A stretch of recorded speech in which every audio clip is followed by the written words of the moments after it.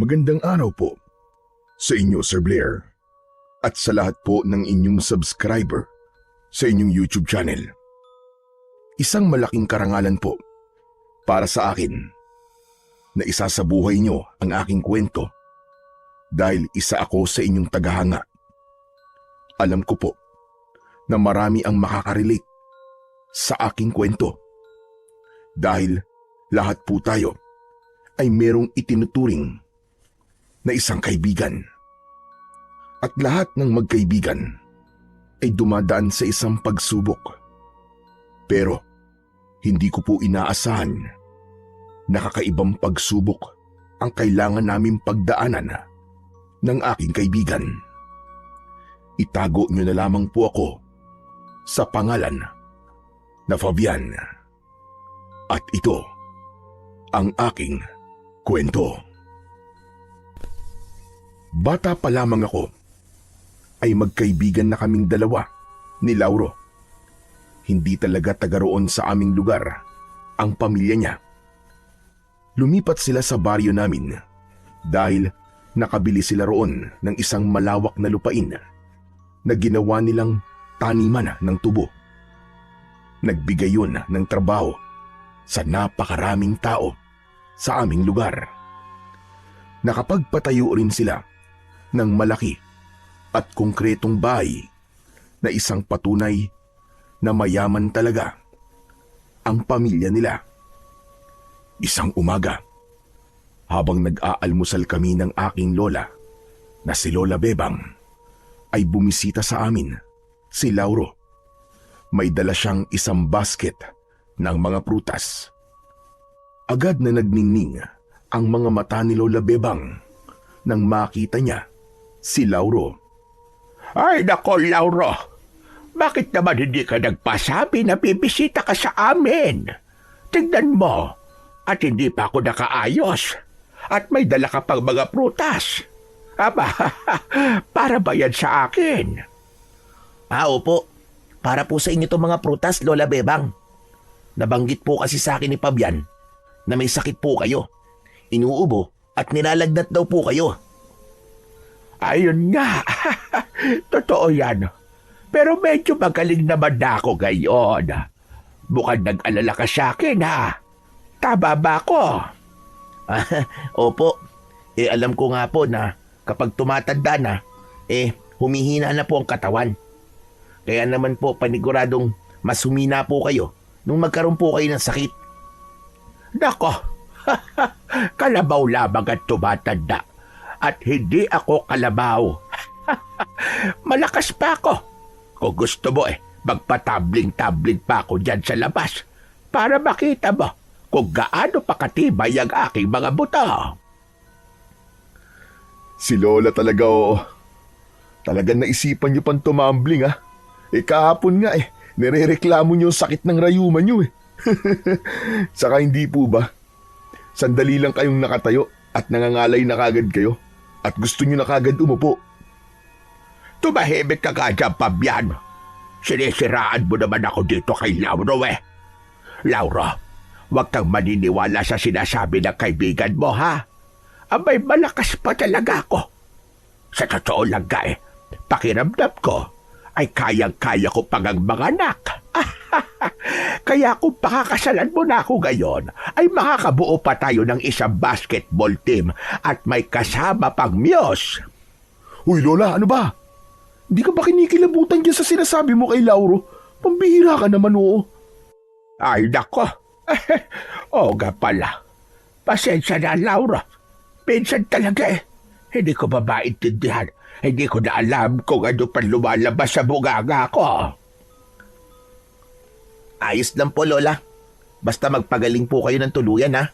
Saka, kumain po kayo palagi ng prutas para maging malakas ang panlaban nyo sa mga sakit. Madali po talaga tayo magkasakit ngayon kasi pabago-bago po ang takbo ng panahon. Maraming salamat talaga. Napakabait mo talaga. Kaya napakaswerte ng babaeng mapapag-asawa mo. At sana ay ako ang swerteng babae na yon. Lola! Ano ba? Lola ka ng lola dyan Kasi hindi na komportable si Lauro sa mga sinasabi niyo sa kanya. Ang tanda-tanda niyo na'y kumakarengking pa kayo. Gusto niyo bang bumangon si Lolo sa hukay at pagalitan kayo kasi lumalandi pa kayo? Ipapaalala ko lang po sa inyo na noong inililibing na si Lolo ay abot hanggang kabilang baryo ang atungal niyo. Tapos sabi niyo pa nga sa kanya, sasama na kayo, di ba? Siyempre, joke lang yon. Para mas maging madrama ang eksena. Bakit ba? Ano ba mali sa ginagawa ko? Sakay din na babako ng lolo mo sa hukay. Dahil sigurado ako, nabuto na lang siya ngayon. Huwag kang mag-alala, Fabian. Ayos lang ako. Sanay na ako kay Lola Bebang. Ang totoo nga niyan Naaaliw ako sa kanya Nakita mo na. Ayos lang kay Laura. Tapos ikaw itong ang dami-daming sinasabi. Sa totoo lang, hindi ko akalain na maging si Lola Bebang ay magkakaroon ng paghanga kay Lauro. Akala ko ay hindi na nakakaramdam ng ganun ang lola ko kasi matanda na siya. Pero hindi ko rin naman masisisi si Lola Bebang dahil gwapo naman talaga ang kaibigan ko. Matangkad siya. Maganda ang pangangatawan at mistiso. Marami talagang kababaihan sa aming baryo ang hayagang nagpapakita ng interes sa kanya. At tama rin na maswerte ang mapapangasawa ni Lauro dahil bukod sa kanyang itsura at kabaitan ay napakayaman pa talaga ng kanyang pamilya. Oo nga pala, Fabian. Natapos mo na ba yung report sa mga na-deliver na tubo at yung mga naibenta natin noong nakaraang buwan? Kailangan ko na kasi sana ngayon yun Darating kasi mamaya si mama at papa. Dapat ay maipakita ko yun sa kanila pagdating nila. Malapit ko na matapos, Lauro. Siguro mamayang hapon, maibibigay ko na sa iyo yun. Sinubukan kong tapusin kagabi pero wala, inantok ako Pasensya ka na. Walang problema. Tamang-tama kasi gabi pa naman sila darating Pero kumusta pala ang kita noong nakaraang buwan? Maganda. Kasi mas tumaas ang kita ng tubuan kumpara sa mga nakalipas na buwan. Mabuti naman kung ganon. Maraming salamat, Fabian Kasi alam kong personal kang naghahanap ng masusuplayan natin ng tubo. Malaking tulong yon sa negosyo ng pamilya ko. Wala yun, Lauro. Napakaliit na bagay na mga ginagawa ko kumpara sa tulong mo sa akin at kay Lola Bebang. Yung pagbibigay mo sa akin ng mataas na posisyon sa negosyo nyo, kahit hindi ako nakapagkolehiyo, sobrang laking tulong na sa amin ni Lola. Karapat-dapat ka naman talaga sa posisyon na yun At wala akong pagsisisi na ibinigay yun sa'yo dahil nagagawa mo ng maayos ang lahat ng trabaho mo. Napangiti ako sa sinabing yun ni Lauro. Kaya kong ipagmalaki na nakuha ko ang posisyon ko sa negosyo ni na Lauro, hindi dahil sa matalik kaming magkaibigan. Noon kasi ay namatay ang namamahala sa tubuhan ni na Lauro. Biglaan yun, kaya nataranta siya kung sino ang ipapalit niya sa pwestong yun. Hanggang sa inalok na nga sa akin ni Lauro ang naturang pwesto. Sa una ay nagkaroon ako ng alinlangan, pero tinanggap ko pa rin. Mabilis kong natutunan ang mga pasikot-sikot sa pamamahala ng negosyo ni na Lauro dahil na rin sa gabay at tulong niya. Isa rin yun sa patunay na may mabuting puso si Lauro. Hindi siya tumitingin sa antas ng pamumuhay ng isang tao kung paano niya ito tatratuhin. Mas tumitingin siya sa ugali at kakayahan ng isang tao kesa sa laman ng bulsa nito. Pantay-pantay ang tingin niya sa aming lahat. Kahit pa mas nakakaangat siya sa amin pagdating sa estado ng pamumuhay. Oo nga pala. Kumusta yung pakikipaglaban mo sa mga aswang noong nakaraang linggo? Ngayon ko lang naitanong yan sa'yo kasi halos 1 linggo ko nasa Maynila Ayun, kahit pa paano, ay may mga aswang naman ako napatay. Pero Marami-rami pa rin sila. Hindi ko na nga alam kung mauubos ko pa sila sa dami nila eh. Mahirap yung ginagawa mo, Fabian. Hindi birong makipaglaban sa mga aswang. Lalo na't mag-isa ka lang. Alam mo, Fabian, hindi kaya oras na para iyain mong ilang kalalakihan dito sa atin na tulungan ka sa pakikipaglaban mo sa mga aswang? Ay, nako, Lauro. Matagal ko na yan sinabi sa kanya, pero ayaw niyang gawin. Manang-mana yan sa lolo niya na akala kaya-kaya ang lahat nang hindi humihingi ng tulong sa iba. Hindi naman po sa ganun, Lola Bebang. Kasi po, kahit noon pa nung si Lolo ang manunugis ng aswang dito sa atin, ay ayaw na makipaglaban ng mga tao rito, hindi po ba? Ilang beses nang hinimok ni Lolo ang mga kalalakihan dito na tulungan siya makipaglaban. At ilang beses din siyang tinanggihan. Kahit pa sinabi niya, nanda siyang sanayin ng mga yon. Kaya alam ko na po kapag kinausap ko sila, ay pareho na sagot lang ang makukuha ko. Hindi ko rin sila masisisi kasi alam ko naman na takot sila at delikado talaga makipaglaban sa mga aswang. Bakit kasi hindi na lang ako ang sanayin mo eh? Handa ako na tulungan ka sa mga laban mo. Nako, talagang kahaga-haga ka, Lauro. Hindi ka lang gwapo. Napakatapag mo pa. Hindi na kailangan, Lauro. Kaya kong tapusin ang laban na inumpisahan ng lolo ko. Ayoko malagay sa panganib ang buhay mo. Sakang gusto ko talaga ay akong uubos sa mga aswang na yon bilang pagiganti sa pagkakapatay nila kay lolo. Basta, kapag kailangan mo ng tulong, magsabi ka lang sa akin. O siya, paano? Kailangan ko na palang umalis. May gagawin pa kasi ako sa tubuan eh. O sige, Lauro. Magkita na lang tayo doon mamaya. Aalis na po ako, Lola. Kainin niyo na po yung mga prutas na dala ko Oo naman. Hindi ko lang kakainin ang mga yan. Itatabi ko pa sa pagtulog ka. Bahagyang natawa si Lauro sa sinabi sa kanya ni Lola Bebang. Nang nakaalis na siya, ay tinignan ko si Lola sabay iling. Ano? Anong problema mo? At may pailing-iling ka pang nalalaban dyan. Ay nakola, nakakahiya po kasi kayo. Talagang nakikisali pa kayo sa mga babaeng nagkakagusto kay Lauro. Aba, iho. Masisisi mo ba ako? Sadyang napakagwapo at bait nung si Lauro. Walang babae ang hindi magkakagusto sa kanya kasi lahat ng katangian na hinahanap ng isang babae sa isang lalaki ay ibinigay lahat sa kanya ng Panginoon. Saka ito na lang ang isipin mo, Apo, ha? Kapag pinakasalan ako ni Lauro, ay magiging mayaman na tayo. Siyempre, lahat ng meron siya.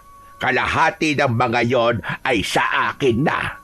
Kaya kung ako sa'yo, imbes na palagi mo kong sinisiraan kay Lauro, ilakad mo ako sa kanya. Sabihin mo sa kanya ang magagandang katangian ko. Para naman, ibigin niya na ako.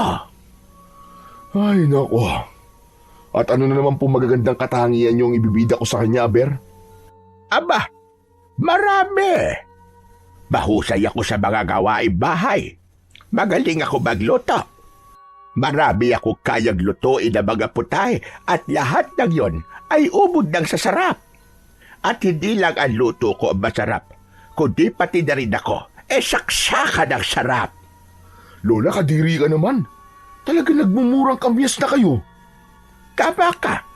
Isa nga akong kabyas kasi meron pa akong asim. Asim sa kilikili, pwede pa. Lola, kinikilabutan ako sa mga sinasabi nyo. Hindi nyo po ba naiisip na parang apo nyo na po si Lauro? Kasi magkaedad lang po kami. Hoy, wala sa edad ng pag-ibig, Han eh. At bakit mo naman pipigilan ng isang matandang kagaya ko na magmahal? Aba, Apo, bilang daan taon na ilalagi ko rito sa mundo, kaya hayaan mo na akong maging masaya. Yung kasiyahan po kasi na gusto nyo ay imposible kong maibigay sa inyo. Basta, pabayaan mo na lang ako na magkagusto kay Laura. Kung hindi man niya ako mahalin pabalik, ay walang problema sa akin. Basta sa pinagkukunan ko ng kilig, tapos ang usapan. Ay, ewan. Bahala na nga po kayo sa buhay nyo. Matanda na kayo. Kaya siguro naman alam nyo na ang ginagawa nyo.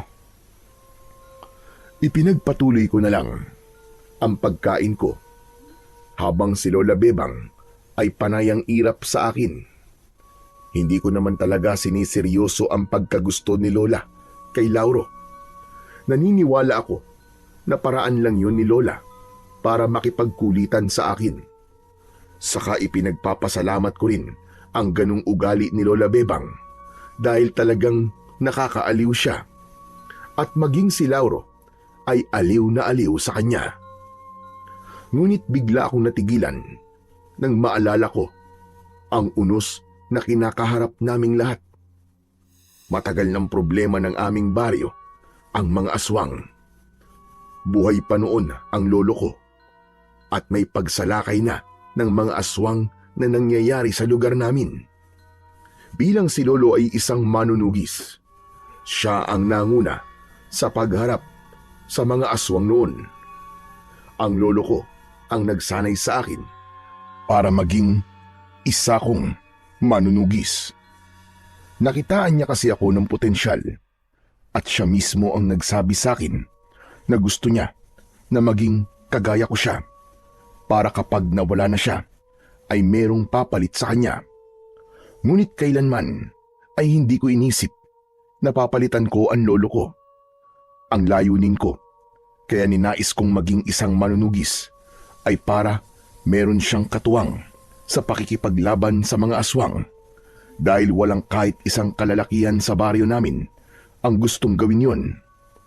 Kaya naman, nang mamatay si lolo sa kamay ng mga aswang, ay nabigla ako sa bigat ng tungkulin na pumatong sa aking balikat.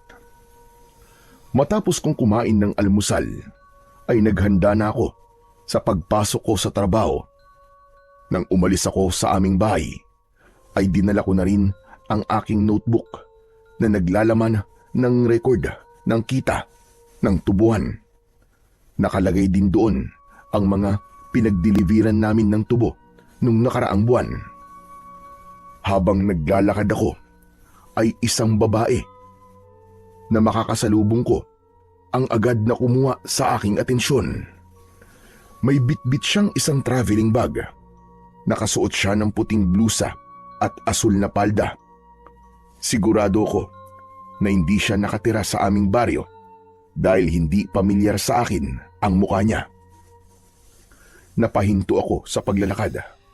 Pakiramdam ko ay may kung anong mahika ang kanyang kagandahan. Tama lamang ang taas niya. Balingkinitan ang katawan niya at morena ang kanyang balat. Simple ang ganda niya, pero yun ang klase ng ganda na hindi nakakasawang pagmasdan. Huminto ang babae sa harapan ko at napatulala ako. Excuse me, pwede ba magtanong?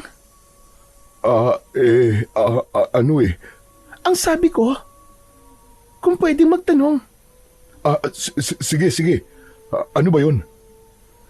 Saan dito yung bahay ni Kapitana Ramona? Doon pa yon sa dulong bahagi nitong baryo. Kung gusto mo sasamahan na kita para hindi ka maligaw. Naku, sige. Pero hindi ba ako nakakabala sa'yo? Baka may gagawin ka. Wala naman. Tara, samahan na kita. Maraming salamat ha. Sige. Ako na magdadala ng bag mo. Naku, hindi na. Kaya ko na to. Hindi naman to mabigat eh. Saka nakakahiya na sa'yo. Naabala na nga kita tapos pagbibitbitin pa kita nitong bag ko. Nang ngumiti ang babae, ay para bang tumalon ang puso ko. Alam ko na sa unang kita ko pa lang sa kanya ay nakaramdam na kagad ako ng paghanga. Habang naglalakad kami ng babae, ay hindi ko talaga mapigilang mapasulyap sa kanya. Sinabi ko sa sarili ko na kailangan ko siyang kausapin para malaman ko ang pangalan niya.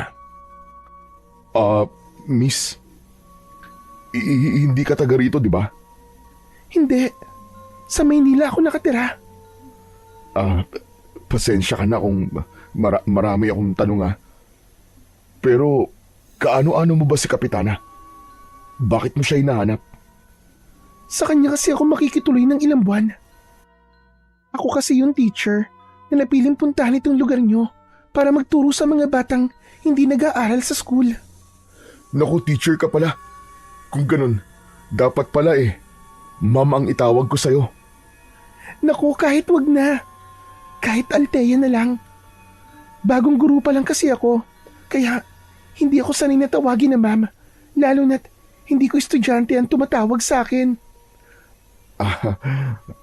Kung ganun Althea pala ang pangalan mo. Ako nga pala si Fabian.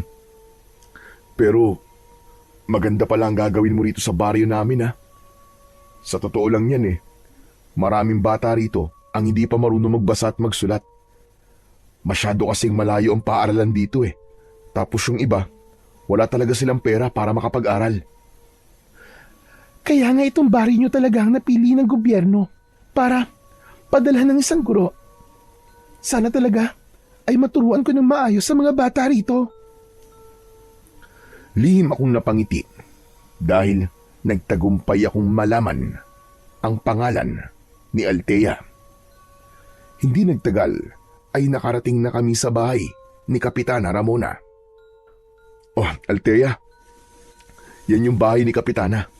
Kumato ka na lang. Sigurado naman ako na nandyan siya sa loob. Maraming salamat ulit sa iyo, Fabian Naku, walang anuman yun. O paano? Iwanan na kita rito Mag-iingat ka. Sige, ikaw rin. Ingat ka. At salamat ulit. Muling ngumiti si Althea sa akin.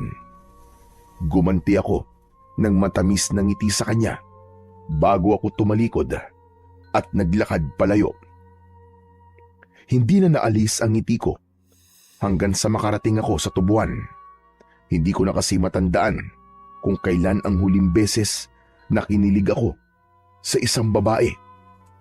Masasabi ko na may pambihirang ganda talaga si Althea para mabiyag niya agad ako ng ganun kabilis. Maraming magagandang babae sa aming baryo, pero kahit isa sa kanila ay hindi ako nakaramdam ng ganun.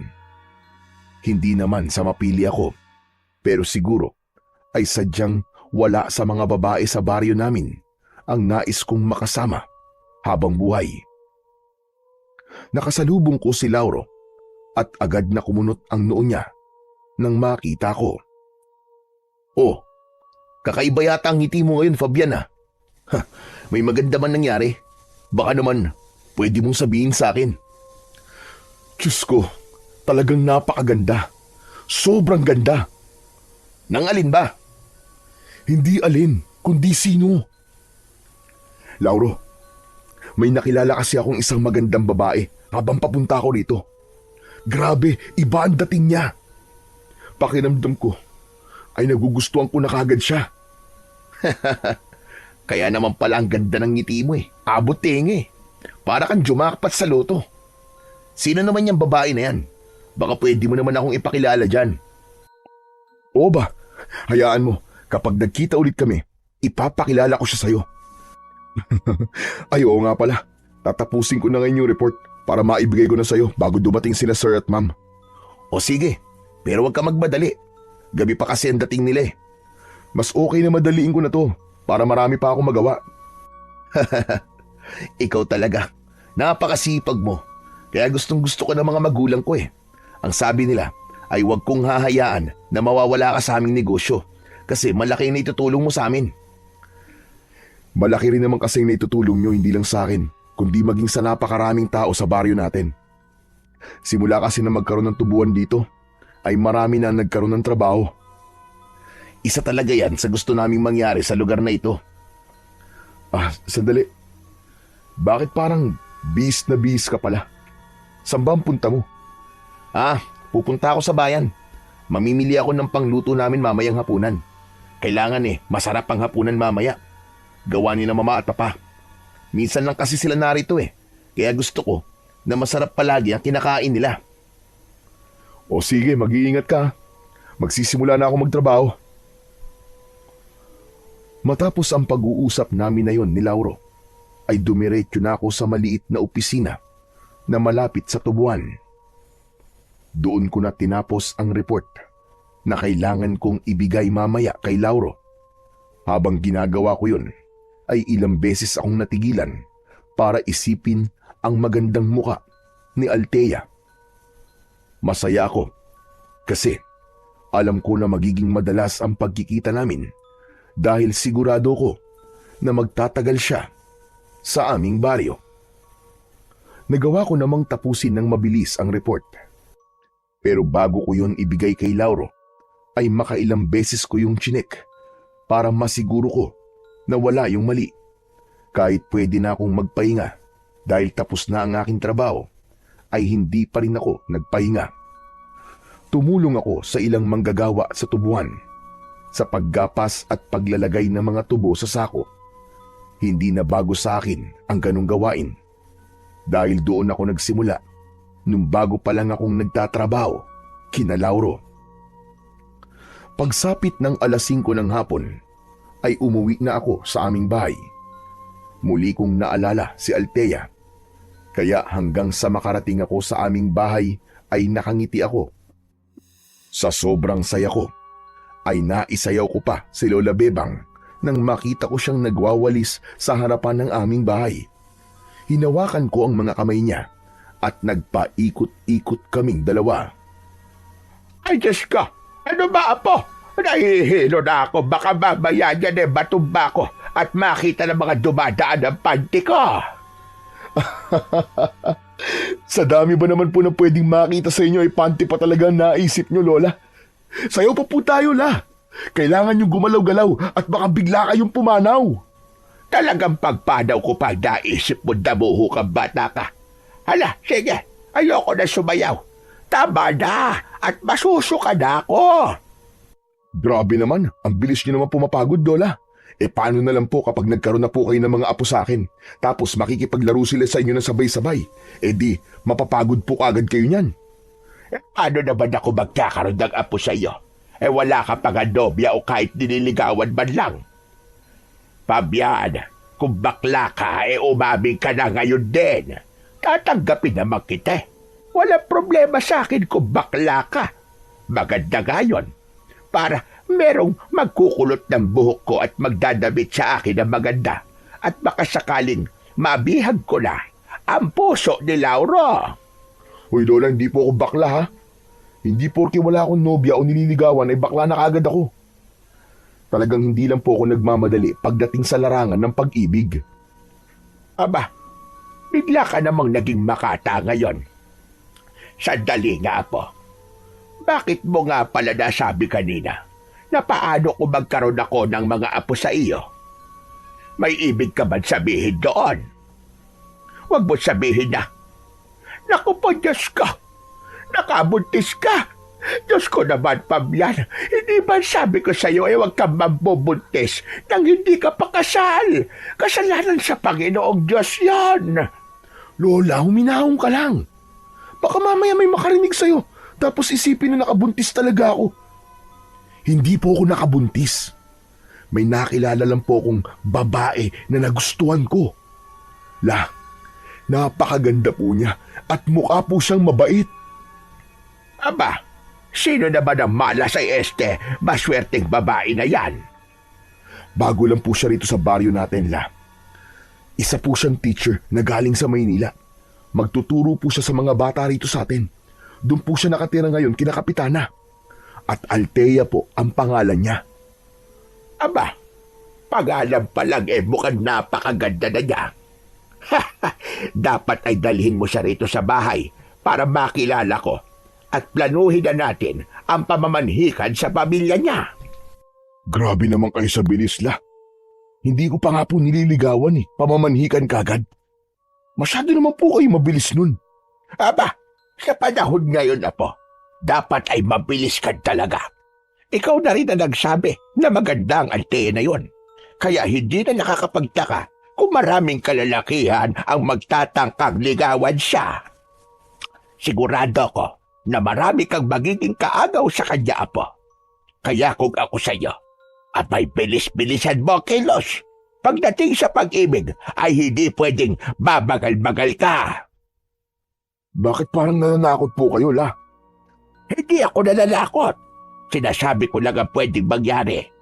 Kaya kung ayaw mo magsisi sa huli, ay gumalaw-galaw ka na kagad. Tinapik-tapik ni Lola Bebang ang balikat ko at saka siya muling bumalik sa pagwawalis. Sandali akong natulala at naisip ko na may punto naman ang sinabi ni Lola Bebang. Posible na dagsain na manliligaw si Althea, lalo na kapag marami ng binata sa lugar namin ang makakakita sa kanya. Hindi pa naman ako sanay na makipagkompetensya. Ang problema nga lang ay kung gusto rin ba ako ni Althea. Sa ganda kasi niyang yun ay tila imposible na magkagusto siya sa isang lalaki na kagaya ko na mahirap. Kinagabihan ay hindi ako makatulog dahil sa pag-iisip kay Althea. May isang parte ng utak ko na nagsasabi na dapat na akong kumilos para ligawan siya. Pero naisip ko rin na baka hindi maging maganda ang dating nun kay Althea dahil hindi pa nga kami magkakilala ng gusto. Tapos liligawan ko kagad siya. Nang sandaling yon ay alam ko na kailangan ko ng makakausap at alam ko na si Lauro ang pwede kong kausapin pagdating sa bagay na yon. Mas marunong kasing manligaw ng babae si Lauro kaysa sa akin, kaya sigurado na makakahingi ako sa kanya ng mga tips. Bumangon ako sa papag. Nasa tabi ko si Lola Bebang na nagising sa pagtayo ko. O apo, saan ka ba pupunta? Kina Lauro lang po. Makikipag-usap lang po ako sa kanya. Gaano ba kaimportante ang sasabihin mo sa kanya? At talagang ganitong oras ka pa pupunta sa bahay nila? Pagpabukas mo na lang yan. Gising pa naman po si Lauro ng ganitong oras eh. Saka mabilis lang po ako. Babalik din po ako agad. Ay bahala ka ka sa buhay mo. Basta't mag-iingat ka. Lumabas na ako sa maliit naming kwarto. Kinuha ko ang itak sa kusina at isinabit ko yun sa aking bewang. Tuwing lumalabas ako sa gabi, ay hindi pwedeng wala akong dalang itak. Kailangan ko yun dahil hindi ako sigurado kung meron bang aswang ang bigla na lamang aatake sa akin. Nang lumabas ako, ay sumalubong sa akin ang malamig na simoy ng hangin. Kampante akong naglakad papunta sa bahay ni Lauro. Hindi na bago sa akin ang magpunta sa bahay ng kaibigan ko ng ganung oras. Kapag merong gumugulo talaga sa isip ko, ay ginagawa ko yun. Minsan din ay si Lauro naman ang nagpupunta sa bahay namin ng 10 oras ng gabi kapag gusto niya ng kausap. Hindi nagtagal ay nasa harapan na ako ng malaking bahay ni Lauro. Walang gate ang bahay nila, kaya dumiretso na ako sa tapat ng pinto nila. Kakatok na sana ako nang may marinig akong kaluskos sa likod na bahagi ng bahay ni Lauro. Napakunot ang noo ko. Kinabahan ako nang hindi ko alam. Kapag nakakaramdam ako ng ganong klase ng kaba, ay hindi ko yun ipinagsasawalang bahala dahil madalas ay may nakikita ako na aswang. Nagtungo ako sa likod ng bahay ni Lauro at nakita ko sa hindi kalayuan si Lauro na mag-isang naglalakad. Tinatahak niya ang daan papunta sa gubat.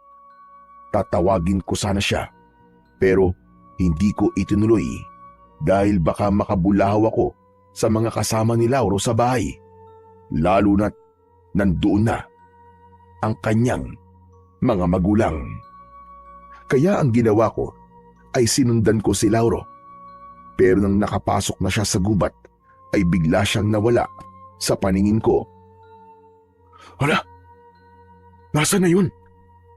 Ang bilis naman niyang nawala. Tawagin ko nga. Lauro! Lauro! Lauro ako to! Lauro! Paulit-ulit kong tinawag ang pangalan ni Lauro, pero wala akong nakuwang sagot maski isa. Anak ng... Ano kayang gagawin niya rito sa gubat ng ganitong oras? Hindi ba siya natatakot na baka makita siya ng mga aswang? Ano kayang pumasok sa utak ng lalaking yun? Kaya naman, nagdesisyon akong hanapin ang kaibigan ko para masiguro ko ang kaligtasan niya. Hindi ko kasi kayang umuwi tapos mag-iisip ako kung may nangyayari bang masama sa kanya. Naging matyaga ako sa paghahanap kay Lauro. Tinalasan ko rin ang aking pakiramdam. Hindi kasi lingid sa aking kaalaman na may mga nagsabi na nakakita sila ng aswang sa gubat. Inihanda ko ang sarili ko at inilabas ko mula sa kaluban ang aking matalas na itak. Pilit kong sinalay ang aking mga mata sa dilim. Kahit papano ay nagpasalamat ako kasi bilog ang buwan ng mga oras na yon, kaya kahit konti ay may liwanag sa aking dinadaanan. Maya-maya pa ay may narinig akong kakaiba. Tunog yun na parabang may kumakain. Sinundan ko ang tunog hanggang sa nakita ko ang isang nakakatakot na nilalang na kumakain ng isang baboy ramo. Kulay itim ang kanyang balat at malaki ang kanyang katawan. Kulay puti ang mahaba niyang buhok. Matutulis ang ngipin at mga kuko niya. Alam kong isang gabunan ang nilalang na yon, na isang uri ng mabangis at malakas na aswang. Nagulat ako nang makakita ko ng gabunan sa gubat dahil hindi ko akalain na meron doong gabunan. Anak ng putya, mabuti na lang pala't dala ko ang itak ko. Hindi na kita dapat hayaang mabuhay. Kailangan na kitang patayin bago ka pa makapambiktima sa aming baryo. Maraan akong naglakad papalapit sa gabunan. Ginawa ko ang lahat para hindi ako makalika ng kahit na anong ingay. Hindi ko inalis ang tingin ko sa kanya, ngunit sadyang malakas ang pakiramdam ng gabunan. Dahil nang ilang dipa na lang ang layo ko sa kanya, ay biglang umangat ang mukha niya. Diretsong tumingin sa akin ang nanlilisik niyang mga mata. Wala na akong nagawa, kundi ang sumugod sa gabunan. Mabilis akong tumakbo palapit sa kanya. Inakala ko na susugod din ang gabunan, pero katakataka na tumakbo siya palayo. Hinabol ko ang gabunan. Alam ko ang pasikot-sikot sa gubat, kaya naman kumaliwa ako at tinahak ko ang ibang daan. Makalipas lamang ang ilang segundo, ay muli akong kumaliwa at nagulat ang gabunan nang sumulpot ako sa kanyang harapan. Akala mo ba ay makakatakas ka sa akin? Hindi ako makikipaglaban sa'yo.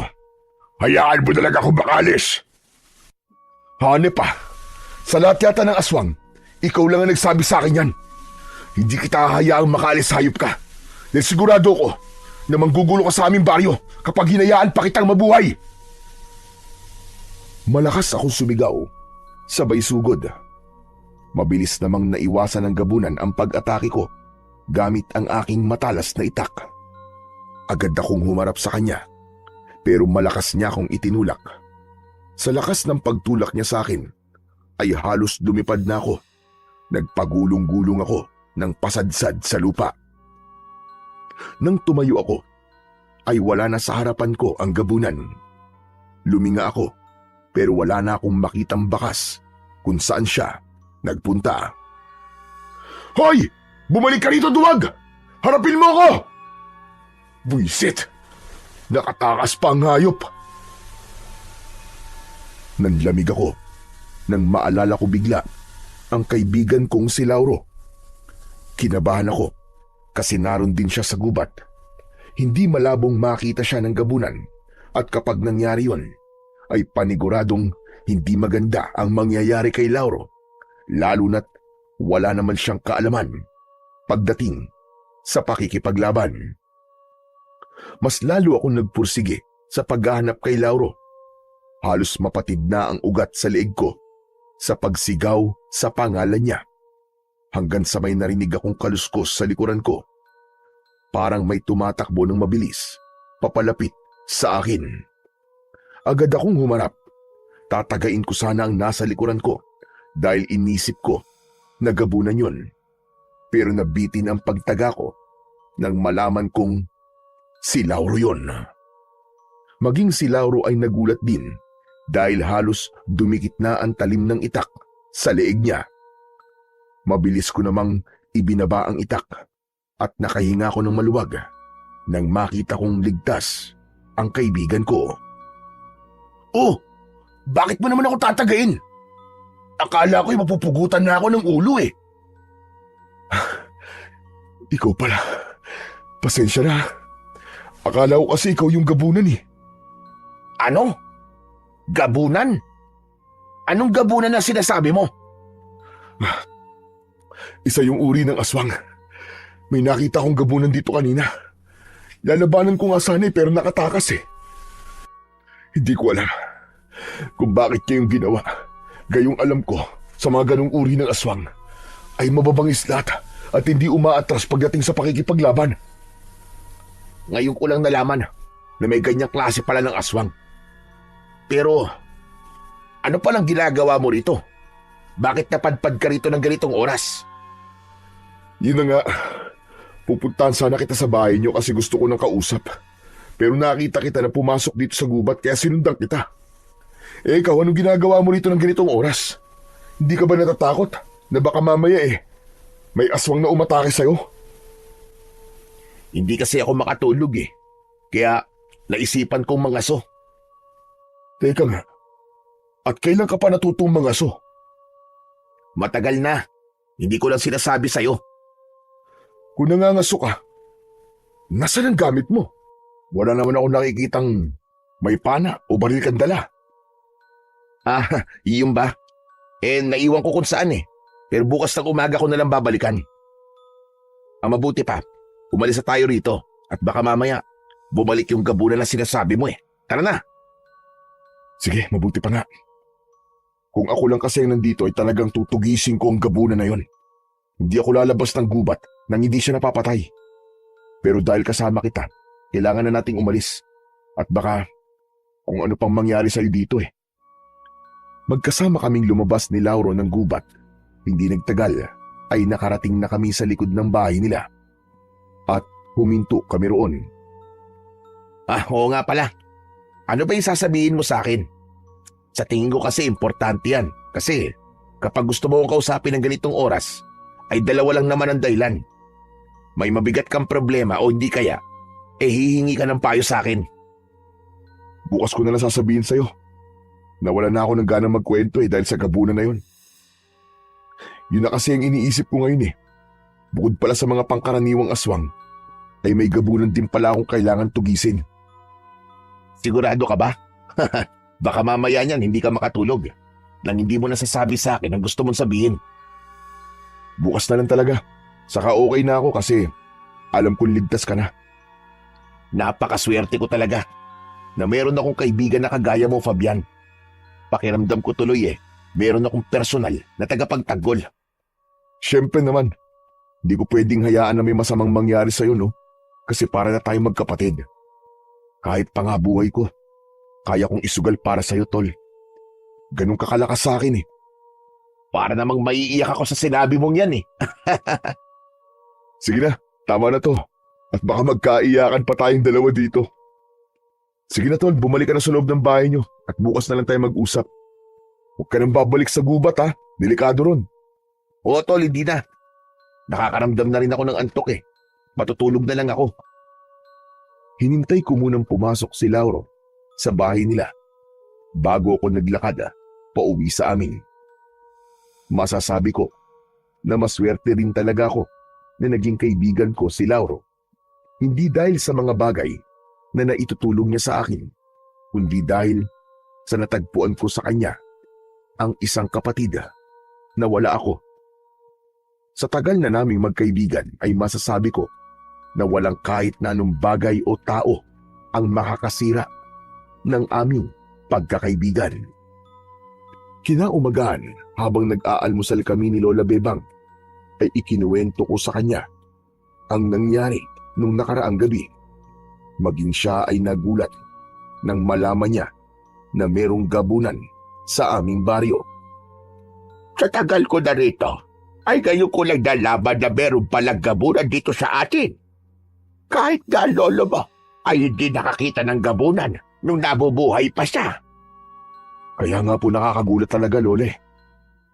Kinabahan tuloy ako kasi alam ko mas mahirap pong kalaban ng isang gabunan kumpara sa mga pangkaraniwang aswang. Kahit mag-isa lang siya, ay parang isang batalyon ng mga aswang ang katumbas niya.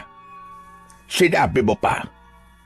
Naalala ko tuloy ang sinabi ng lolo mo noon na sa lahat ng aswang, ang gabunan ng ayaw na ayaw niyang makalaban dahil malalakas talaga sila.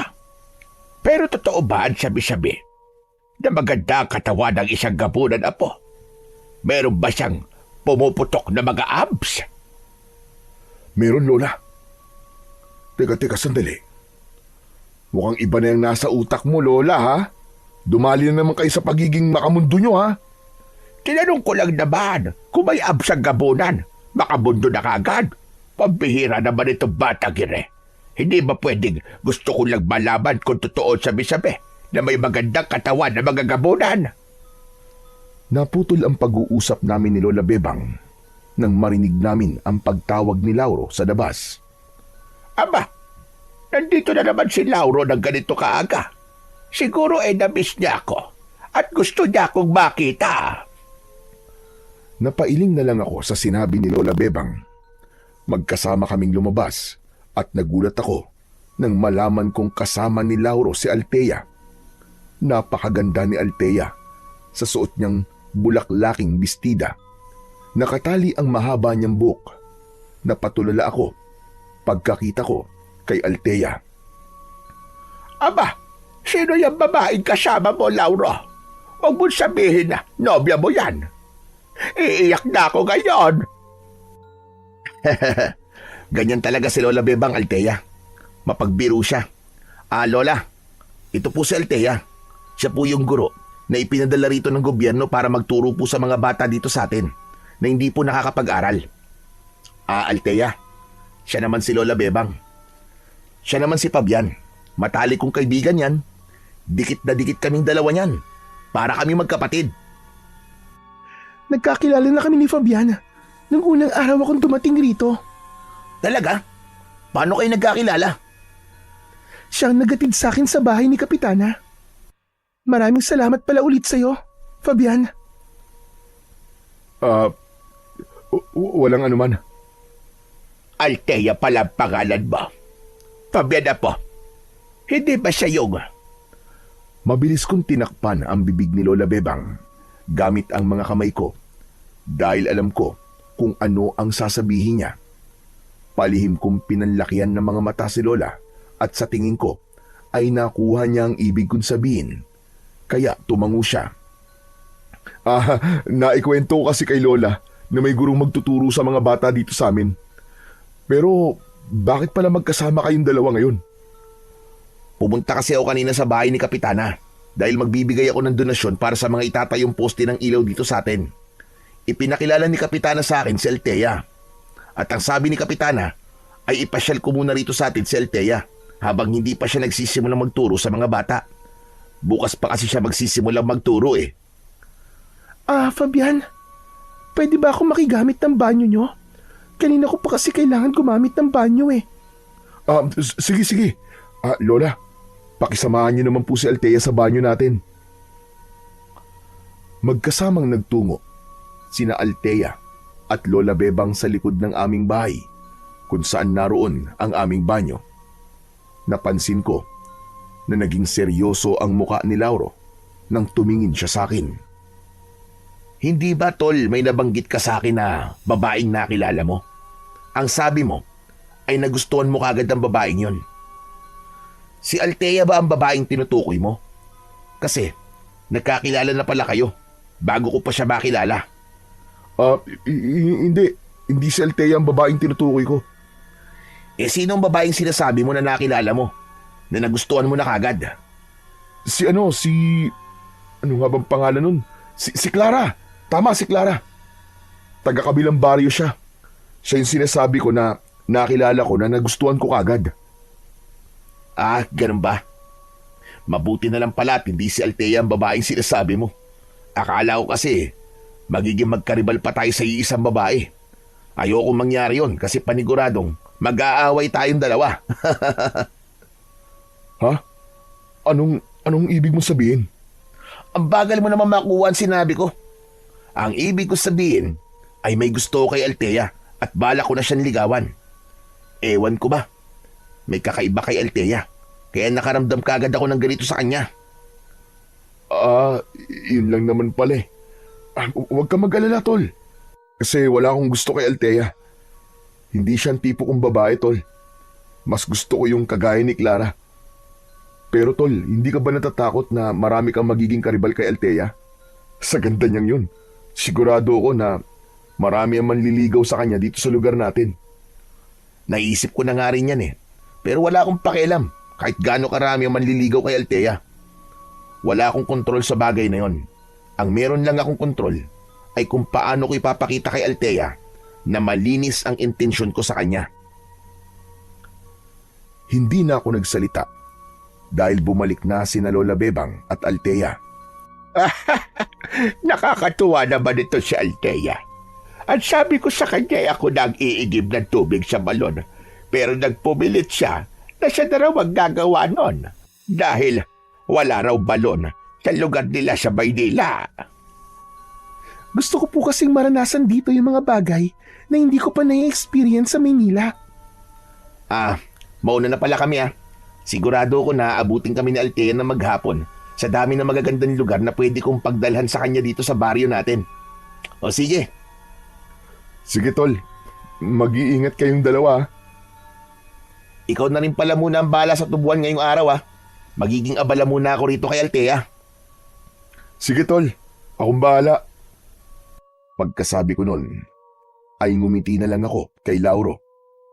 Malungkot kong pinagmasdan sina Lauro at Althea habang naglalakad sila palayo. Pakiramdam ko ay sinuntok ako ng malakas sa dibdib ng sandaling yon. Hindi ko kasi inakala na darating ang panahon na magkakagusto kami ni Lauro sa iisang babae. Ano pakiramdam? Masakit pa. Ano po ba sinasabi niyo dyan? Ay sus! Huwag ka na nga magmaang-maangan pa. Alam ko na si Althea yung babaeng ikinuwento mo sa akin na nakilala mo na nagustuhan mo kagad. Hay nako, ang tadhana nga naman. Bakit kay lupit mo? Bakit mukhang mag-aagawan pa ang dalawang magkaibigan sa iisang babae? Kailan pa po kayo naging makata, Lola? Abay ngayon lang. Pero ano nang gagawin mo ngayon, iho? Makikipagkompetensya ka ba kay Lauro sa puso ni Althea? Hindi po. Wala po akong balak na gawin yan, Lola. Ayoko pong masira ang pagkakaibigan namin ni Lauro na dahil lang sa isang babae. Magpaparaya na lang po ako. Saka sigurado ko na sa aming dalawa ni Lauro ay mas may pag-asa si Lauro kumpara sa akin. At bakit mo naman nasabi yan? Lola naman, kailangan ko pa po ba't sagutin ang tanong nyo? Malamang. Kaya ko ga'y tinatanong para sagutin mo. Kasi mayaman po si Lauro. Ako mahirap. Aminado rin po ako na mas gwapo siya sa akin at malakas ang dating niya sa mga babae. Isa pa, wala naman po ako may pagmamalaki. Yung pagiging manunugis mo at pakikipaglaban sa mga aswang. Yung pagprotekta mo sa aming lahat laban sa mga aswang. Sa tingin mo ba ay hindi pa yun sapat na dahilan para masabi mong may maipagmamalaki ka? Ewan ko, Lola. Kung ibang lalaki siguro ang karibal ko kay Althea, ay magiging malakas ang loob ko kahit papano. Pero kung si Lauro na Aba, ibang usapan po yun. Isa pa, mas importante po sa akin ang pagkakaibigan naming dalawa. Sigurado kasi ako na kapag nakipagkumpetensya ako sa kanya, ay masisira ang samahan namin dalawa. Hindi na ako makikialam sa iyo pagdating sa bagay na iyan. Pero wag mo rin siya nakakalimutan na importante rin at sarili mong kaligayahan, apo.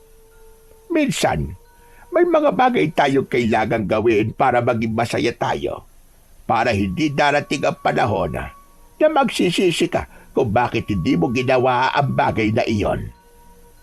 O siya, tara na sa loob. Tapusin na natin ang pag-aalmusal para makapasok ka na sa iyong trabaho. Nang pumasok si Lola Bebang sa bahay, habang ako'y naiwan na mag-isa sa labas, ramdam ko ang bigat sa aking dibdib. Ngunit alam ko na wala na akong magagawa kundi ang tanggapin na hindi ko na maaaring ituloy ang panliligaw ko kay Althea. Kailangan kong magparaya dahil mas importante para sa akin ang pagkakaibigan namin ni Lauro. Simula noon ay para akong pinapahirapan araw-araw kapag nakikita ko sina Lauro at Althea na magkasama. Madalas, pagkatapos ni Althea na magturo sa mga bata, ay ipinapasyal siya ni Lauro. May mga pagkakataon na nakikita ko silang masayang nag-uusap sa may tubuan. Pinilit kong alisin ang pagtingin ko kay Althea, pero labis talaga akong nahihirapan na gawin yun. Totoo nga ang sinasabi ng marami na mahirap kalaban ang puso. Isang umaga, papunta na ako sa tubuan nang mapadaan ako sa lugar kung saan nagtuturo si Althea sa mga bata. Meron dong bubong na gawa sa pawid. Nakita ko rin na naroon si Lauro na nakangiting pinapanood si Althea. Pero wala kay Lauro ang atensyon ko, kundi na kay Althea. Tila napakabagal ng galaw niya sa paningin ko. Kapag ngumingiti siya, ay napapangiti rin ako. Hanggang sa nakita ko si Lauro na papalapit sa akin. Agad kong inalis ang ngiti sa akin labi. "O Fabian, anong ginagawa mo riyan? Gusto bang panoorin ang pagtuturo ni Althea sa mga bata? Tara, doon ka sa loob." "Naku, hindi na kailangan, tol. Napadaan lang ako kasi papunta na ako sa tubuan eh. Napahinto lang ako kasi ngayon ko lang nakita na tinuturuan ni Althea ang mga bata. Natutuwa lang akong panoorin yung mga bata kasi mukhang nakikinig talaga sila kay Althea at tuwang-tuwa sila sa mga itinuturo nito." Mahusay kasing teacher si Althea at may paraan siya para makuha ang atensyon ng mga bata.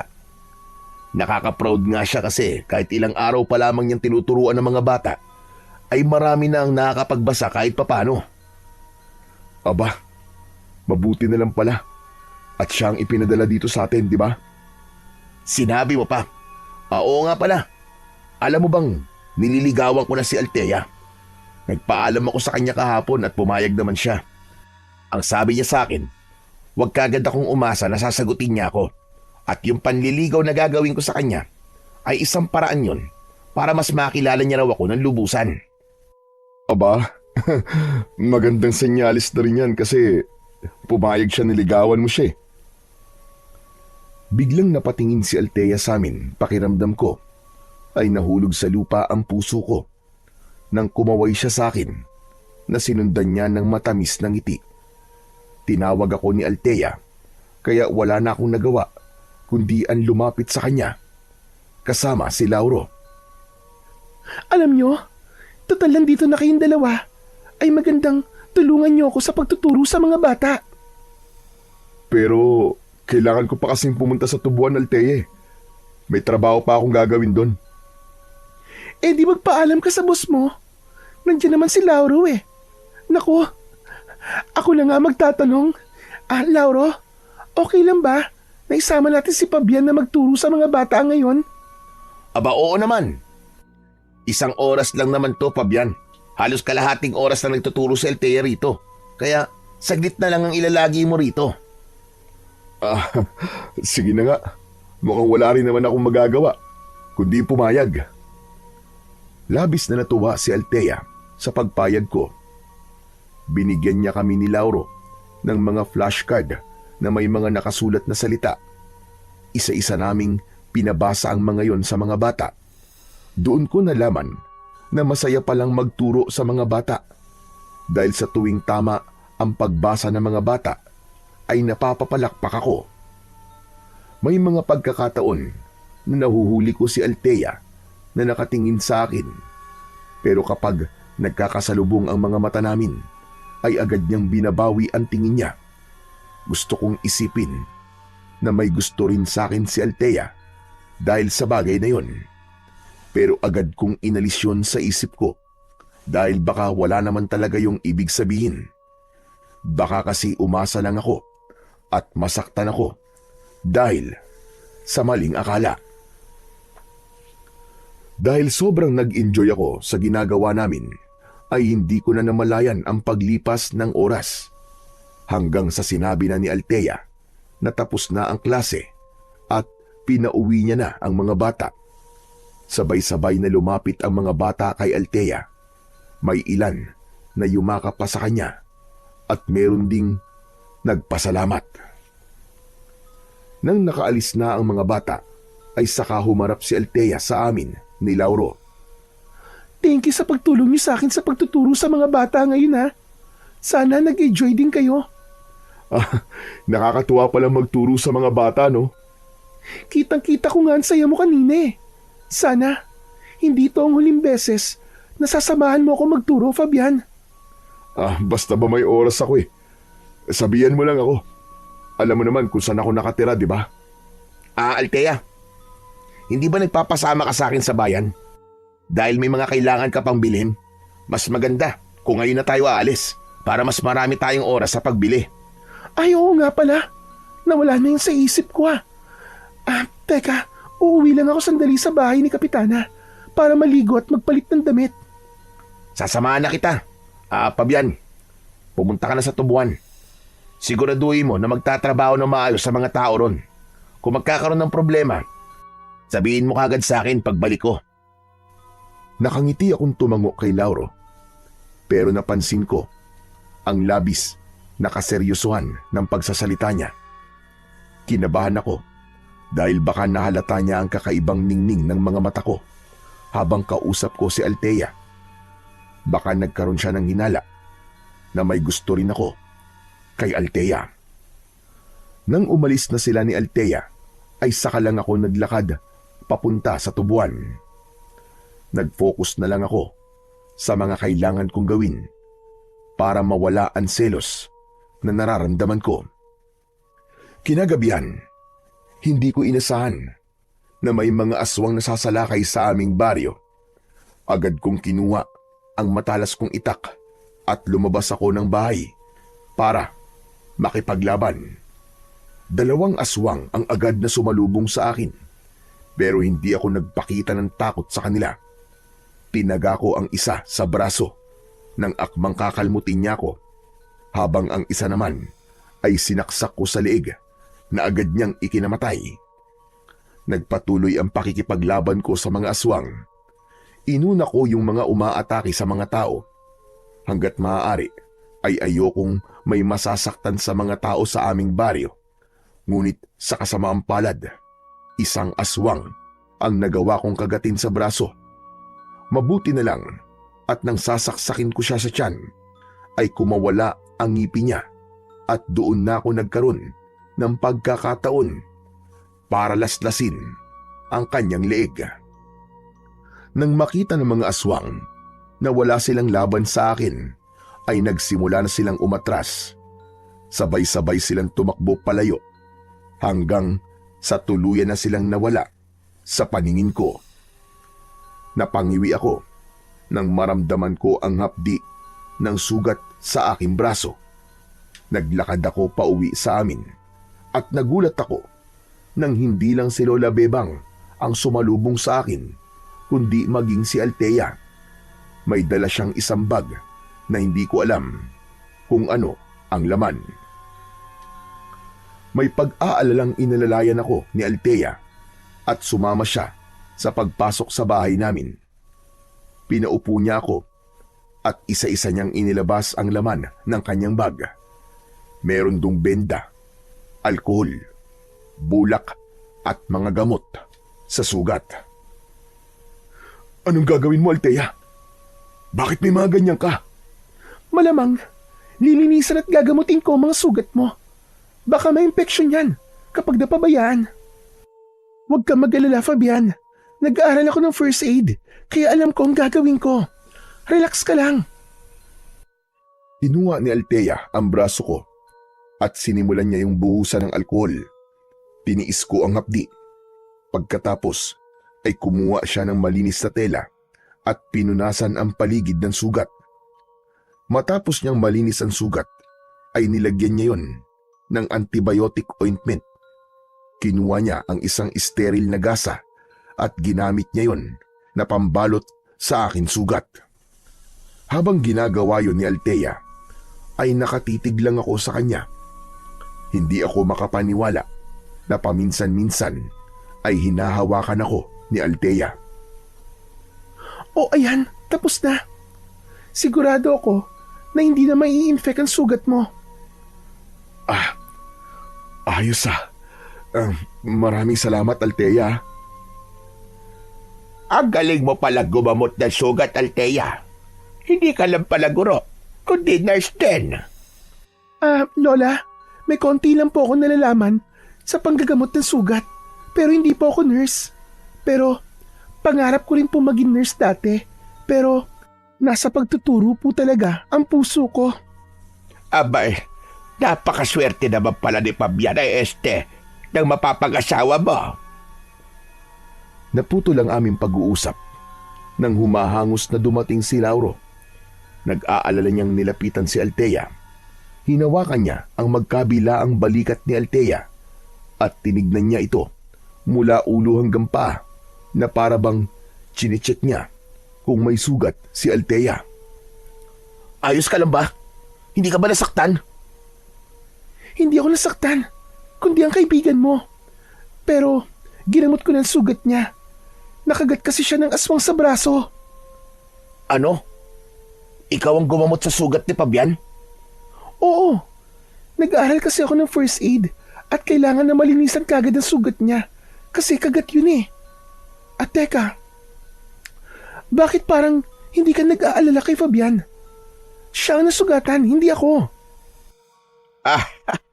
Sanay na kasi ang si Lauro na nasusugatan si Fabian sa tuwing nakikipaglaban sa aswang. Hindi na ito bago sa kanya. Ganun po ba? Pero, pwede po bang ipaliwanag niyo sa akin ang nangyayari? Sa totoo lang po, gulat na gulat pa rin ako hanggang ngayon kasi first time ko pong makakita ng mga aswang. Akala ko po dati hindi sila totoo, pero mali pala ako. Matagal nang may sumasalakay ng mga aswang dito sa baryo namin, Althea. Dati, ang lolo ko nakikipaglaban sa kanila. Pero sa kasamaang palad, ay napatay ng mga aswang si lolo. Matanda na kasi siya at mahina ng katawan niya. Kaya nangyari yun. Hanggang ngayon ay hindi pa rin nauubos sa mga aswang na sumasalakay. Dahil may hinala kami na gusto nilang gawing kuta ang aming baryo. Kasi malayo to sa Kabiasnan. Pero bakit ikaw lang nakikipaglaban sa mga aswang? Wala man lang akong nakitang ibang nakipaglaban kanina, kundi ikaw lang. Tungkulin ko kasi na makipaglaban sa mga aswang. Dahil isa akong manunugis. Yun ang tawag sa isang taong may kasanayan at kaalaman sa pakikipaglaban sa mga aswang. Ang lolo ko nagturo sa akin nun para maging manunugis. Kaya naman nung mamatay siya, ako na ang pumalit sa kanyang pwesto. Ako lang kasi ang mag-isang nakikipaglaban dahil lahat ng tao rito sa amin ay takot sa mga aswang. Ha? Pero para sa akin, hindi ka dapat pumapayag na mag-isa ka lang nakikipaglaban. Dapat, kusa kang tinutulungan ng mga tao rito. Oo, bayani ang tingin nila sa'yo, pero buhay ang usapan dito. Hindi ba nila naiisip na sa tuwing humaharap ka sa mga aswang, ay nakalagay sa hukay ang kalahati ng iyong katawan? Huwag naman sanang mangyari Pero paano kung may mangyaring masama sa'yo?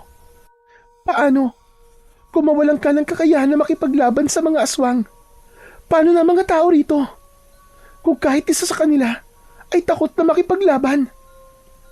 Ginagawa ko naman ang lahat, Althea, para walang masamang mangyari sa akin. Nangako kasi ako noon sa lolo ko, nung namatay siya, na ako ang uubos sa mga aswang dito sa amin.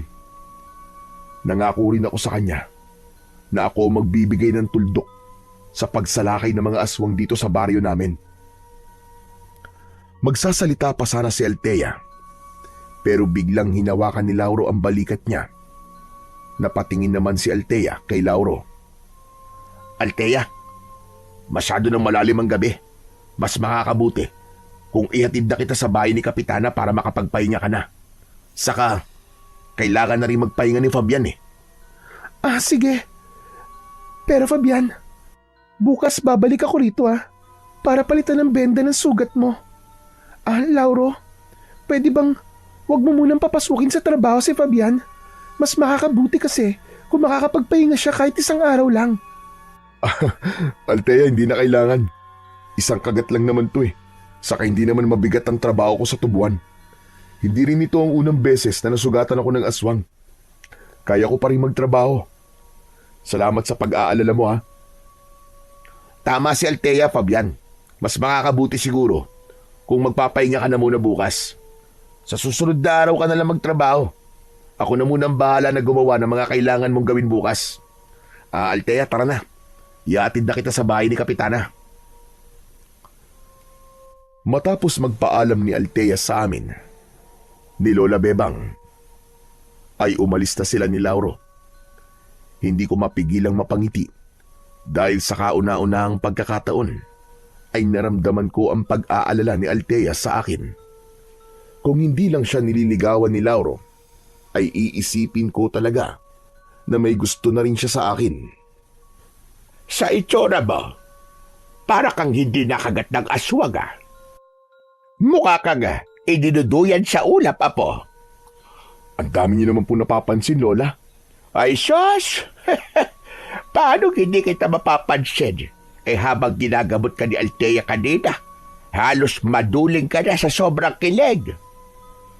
Natural, kikiligin po ako dahil may gusto po ako kay Althea. Pero syempre, alam ko po ang limitasyon ko, Lola. Hindi ko po pwedeng ipaalam kay Althea na may gusto ko sa kanya. Kasi nililigawan siya ni Lauro. Pero alam mo, Apo, sa tingin ko, may gusto rin sa'yo si Althea. Iba yung tingin niya sa'yo. Babae rin ako, kaya alam ko yon. Pwede ba, Lola? Huwag niyo na nga akong paasahin. Ay, sus! Halata namang kinikilig ka sa sinabi ko. Pero bahala ka sa buhay mo. Basta ako, ramdam ko na ikaw ang gusto ni Althea at hindi ang kaibigan mo si Lauro. Nang nagtungo na si Lola Bebang sa kwarto, ay hindi ko napigilan ang mapangiti dahil sa mga sinabi niya. Bumangon ang konting pag-asa sa puso ko na baka nga totoong may gusto si Althea sa akin. Ngunit agad na nawala ang pag-asa na yun nang maalala ko na gusto rin pala ni Lauro si Althea. Muli kong napagtanto na kung sakali na gusto rin ako ni Althea ay hindi pa rin pwedeng maging kami. Ayokong saktan ang damdamin ni Lauro, lalo na't ramdam ko na mahal niya si Althea. Nang sumunod na araw ay hindi muna ako pumasok sa trabaho. Pagkatapos naman ni Althea na magturo sa mga bata, ay dumiretso siya sa bahay namin para muling lagyan ng gamot ang sugat ko at palitan yun ng benda. Wala noon si Lola Bebang dahil nagpunta siya sa palengke, kaya kaming dalawa lang ni Althea ang nasa bahay. Habang nilalagyan ni Althea ng bagong benda ang sugat ko, ay hindi ko mapigilang mapatitig sa kanya. Althea, maraming salamat pala sa paggamot sa sugat ko. Walang anuman. Saka, napakaliit na bagay lang ng ginagawa kong ito kumpara sa ginagawa mo para sa baryo nyo. Pero alam mo, Fabian, hanggang ngayon, hindi pa rin ako makapaniwala sa mga nakita ko kagabi. Naluloka pa rin ako kasi hindi ko talaga ini-expect na totoo talaga ang mga aswang. Sa syudad ka kasi lumaki. Bihira ang aswang sa ganung lugar kasi masyadong matao ron. Pinipili kasing salakayin ng mga aswang ang lugar na kagaya nitong sa amin, yung hindi sila makikita ng mas maraming tao. Pero Fabian, grabe. Napakatapang mo pala. Para mag-isa kang makipaglaban sa mga aswang. Para sa akin, isang kabayanihan ang ginagawa mo. Salamat ah. Ang lolo ko kasi nagturo sa akin at tumulong, lalo na't meron akong kakayahan. Kaya nga mas lalo akong humahanga sa iyo, Fabian eh. O yan, tapos ko nang palitan ng benda ang sugat mo. Huwag ka muna magbuhat ng mabibigat ha. Kapag nilagnat ka, ay magsabi ka kagad sa akin para mabigyan kita ng gamot. Sige, maraming salamat ulit, Althea. Oo nga pala. May itatanong sana ako sa'yo. Ano yun? Hindi ba nililigawan ka ni Lauro? May pag-asa ba ang kaibigan ko sa'yo? Yung totoo? Mabait naman si Lauro eh. Saka, mahilig siyang magbigay ng regalo. Pero ano? Ang totoo niyan eh, may iba na kasi akong gusto. Hinahayaan ko nang naligawan ako ni Lauro. Kasi gusto kong malaman kung mahal ko nga ba talaga yung lalaking sinabi ko na gusto ko. Kasi kung makakaramdam ako ng kakaiba kay Lauro, ibig sabihin, mababaw lang ang nararamdaman ko para sa taong yun. Pero hindi eh. Mas lalong lumalim ang nararamdaman ko sa kanya. Lalo na nung mas nakilala ko siya. Pakiramdam ko ay gumuho ang mundo ko sa sinabi ni Althea. Dahil wala pala sa amin ni Lauro ang gusto niya. Naisip ko na may iba pang lalaking nakilala si Althea sa lugar namin. Ang swerte naman ng lalaking nagugustuhan mo. Pero sana naman, Althea, ay wag mo nang patagalin ang panliligaw ni Lauro sa'yo kung may iba ka na palang gusto. Baka kasi kapag tumagal pa, ay mas lalo siya masaktan kapag binasted mo siya. Bala ko na talagang sabihin kay Lauro na tumigil na siya sa panliligaw sa akin. Pero, hindi mo ba tatanungin muna kung sino ang lalaking nagugustuhan ko? Hindi na lang siguro. Hindi ko naman siguro kilala ang lalaking sinasabi mo eh. Ano ka ba? Kilalang kilala mo siya, Fabian. Dahil ikaw ang lalaking yun. Namilog ang mga mata ko. Para akong binuhusan ng napakalamig na tubig. Bumilis ang tibok ng puso ko at hindi ko na malaman kung ano ba ang nararamdaman ko ng sandaling yun. Sorry Fabian ha. Kung nagulat ka kasi umamin ako sa nararamdaman ko sa'yo. Siguro ngayon ka lang nakakilala ng babaeng nauunang magtapat sa lalaki ano. Pero, hindi kasi ako sanay na itinatago ko ang nararamdaman ko sa isang tao. Ayoko magsayang ng oras na magpapakiramdaman lang tayo. Unang beses pa lang kitang nakilala, ay may naramdaman na kagad ako sa iyo, Fabian. Simula nun, ay hindi ka na naalis sa isip ko. Nagbibiro ka lang, di ba? Sa tingin mo ba, ay gagawin kong biro ang ganitong bagay? Mahal kita, Fabian. At alam kong ganun din ang nararamdaman mo sa akin. Nakikita ko yun sa mga panakaw mong sulyap sa akin. Pero Althea, hindi pwede to eh. At bakit naman hindi? Mahal ka ni Lauro at magkaibigan kaming dalawa. Siguradong masisira ang pagkakaibigan namin kung susundin ko ang nararamdaman ko. Di lumabas din sa bibig mo ang totoo.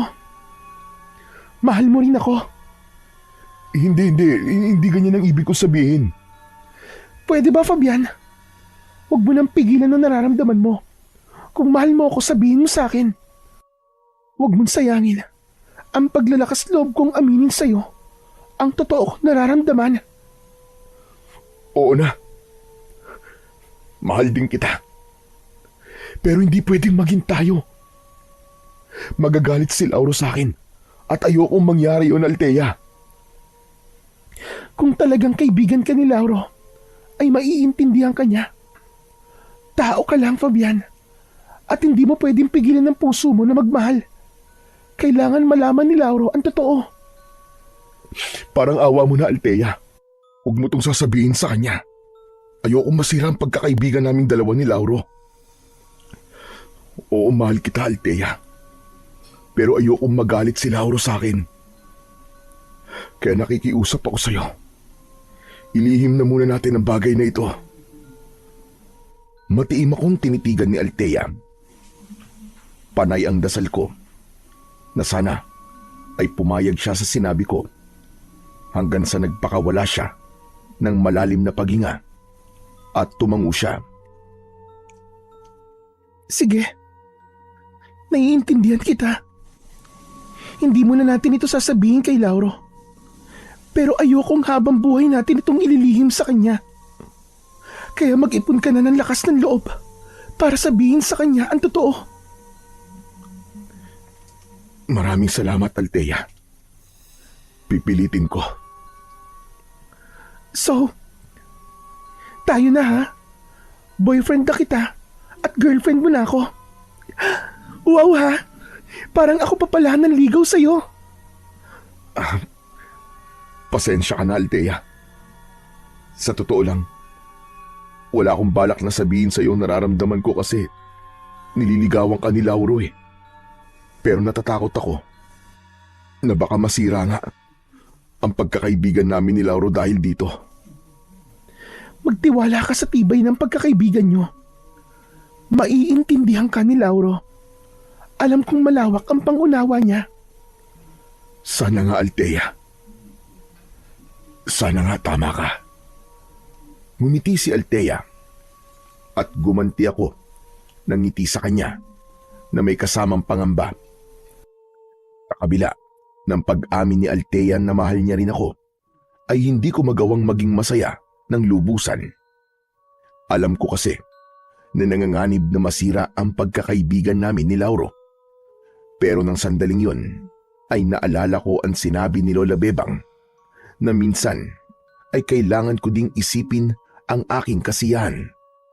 Umasa na lang ako na maiintindihan kami ni Lauro at tatanggapin niya na kami talaga ni Althea ang nagmamahalan at para sa isa't isa.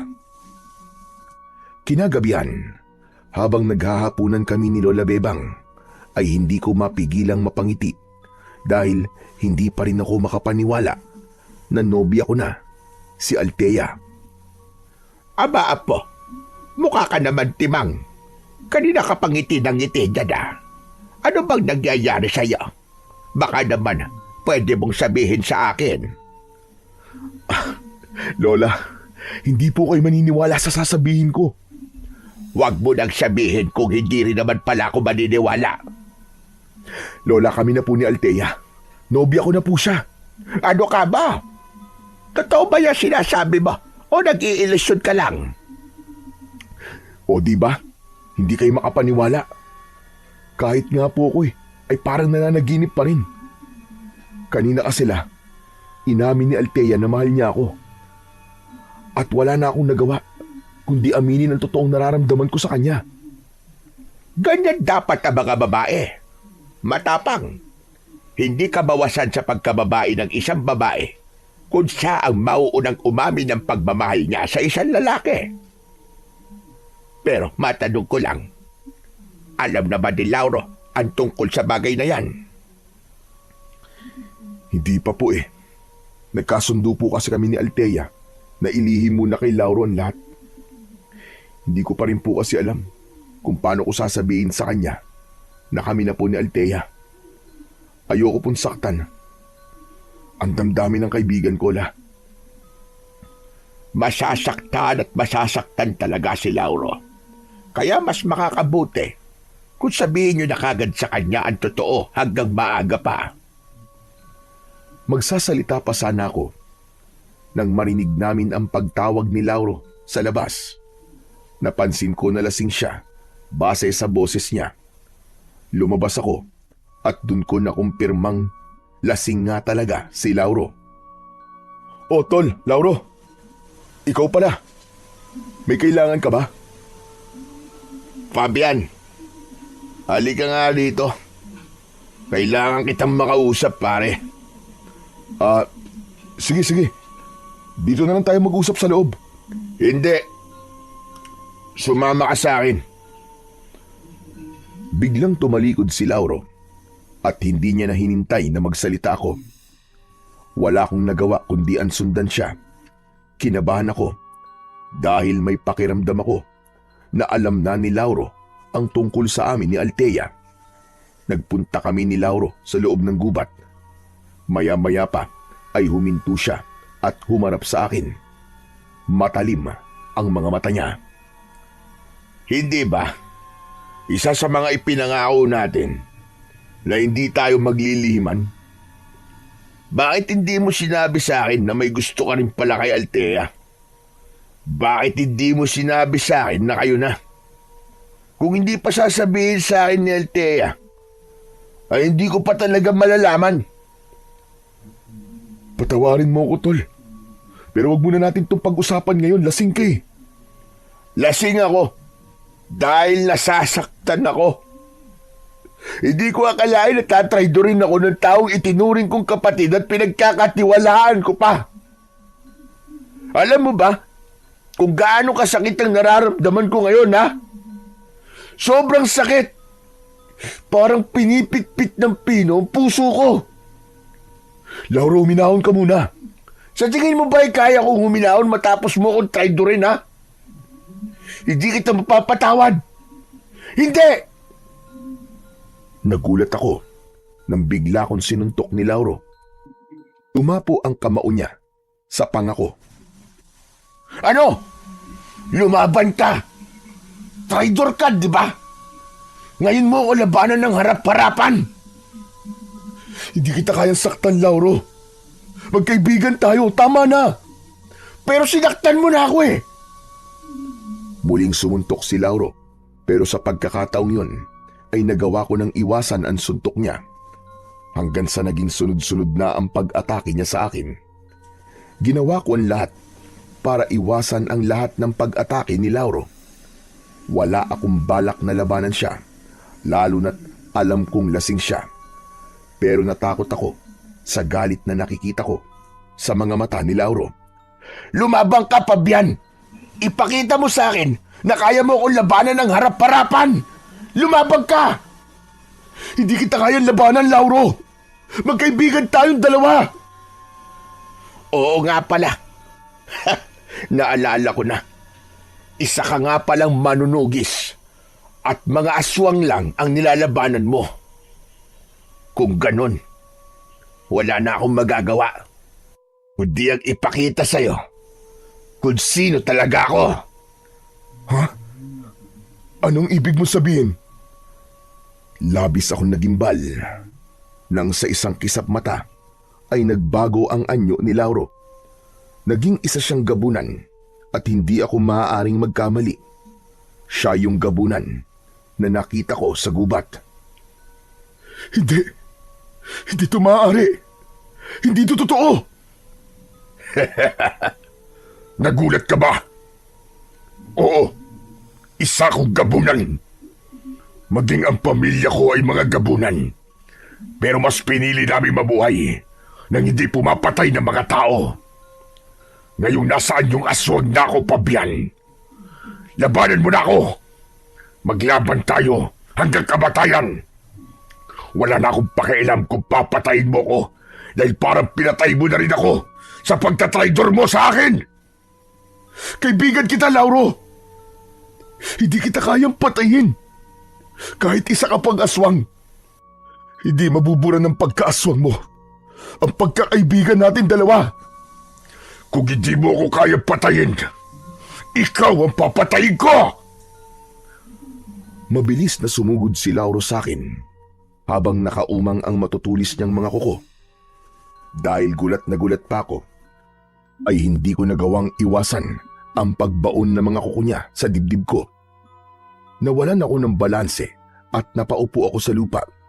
Unti-unting lumapit si Lauro sa akin habang nanlilisik ang mga mata niya. Tama na, Lauro, pakiusap! Hindi dapat tayo naglalaban! Magkaibigan tayo! Sa'yo pa talaga nanggaling ang mga salitang yan. Walang tunay na kaibigan. Ang tinatraidor ang kaibigan niya! Malakas na sumigaw si Lauro at nang akmang aatakihin niya ako ay biglang dumating si Althea. Umiiyak na niyakap ako ni Althea habang nakatingin siya kay Lauro. Natigilan si Lauro at nangilid ang luha sa mga mata niya. Althea! Tama na, Lauro! Huwag mo nang saktan si Fabian! Sinabi ko sa iyo ang totoo hindi para magpatayan kayo, kundi para malaman mo kagad ang totoo. Dahil yun lang naman talaga ang nararapat. Ayoko nang patagalin pa ang lahat. Kaya ako na nagsabi sa iyo na nagmamahalan na kami ni Fabian. Pero mahal din kita, Althea. Ano ba sa tingin mo mararamdaman ko? Ang maging masaya? Kaya ko ba maging masaya? Gayong tinraidor ako ng sarili kong kaibigan? Hindi kanya tinraidor. Kung alam mo lang, kung paano pinigilan ni Lauro ang nararamdaman niya. Dahil alam niya na mahal mo ko. Kahit na anong sabihin mo, ay hindi mo na mapipigilan ang dapat na mangyari ngayong gabi. Isa lang ang dapat na mabuhay sa aming dalawa ni Fabian. Dahil hindi ko kayang mabuhay na makikita ko ang taong yan. Kung ganun, ako na lang ang patayin mo at wag na si Fabian. Total, ako naman ang punot-dulo ng lahat ng ito. Ako ang dahilan ng pagkasira ng pagkakaibigan yung dalawa. Handa akong mamatay. Basta't ipangako mo sa akin na hindi mo papatayin si Fabian. Mahal na mahal ko siya, Lauro. Kaya parang awa mo na. Huwag mo siyang papatayin. Althea, umalis ka na rito. Hayaan na lang natin si Lauro sa gusto niya. Kung ang pagpatay niya sa akin ang makakapagpawala ng sakit na nararamdaman niya, ay nakahanda akong mamatay. Ayoko. Hindi ko kaya mabuhay nang wala ka. Hindi ako papayag. Napapatayin ka niya. Nakita ko ang pagtulo ng mga luha ni Lauro. Unti-unti siyang bumalik sa pagiging tao. Walang imik na tumalikod si Lauro at naglakad siya palayo. Hindi ko na sinubukang habulin si Lauro dahil alam ko na kailangan niyang mapag-isa para makapag-isip siya ng maayos. Isa pa, galit pa rin siya at hindi magandang kausapin ko siya na ganun ang nararamdaman niya. Mahigpit kong niyakap si Althea. Iyak siya ng iyak dahil hindi siya makapaniwala na buhay pa ako. Mabuti na lang at sinundan ko kay ni Lauro. Akala ko talaga ay mawawala ka na. Maraming salamat, Althea. Ikaw ang nagligtas sa buhay ko. Pero si Lauro, isa pala siyang aswang. Kanina ko lang din nalaman ng bagay na yan. Ang totoo niyan ay siya yung aswang na nakita ko sa gubat. Kaya pala ayaw niya akong labanan noon. Pero naniniwala ako na kahit isang aswang si Lauro ay hindi siya banta sa mga tao. Dahil isa siyang mabuting kaibigan. At alam ko na mabuti ang kanyang puso. Magsasalita pa sana si Althea nang marinig namin sa hindi kalayuan ang sigaw ng mga tao. Alam ko na sumasalakay na naman ang mga aswang sa baryo namin.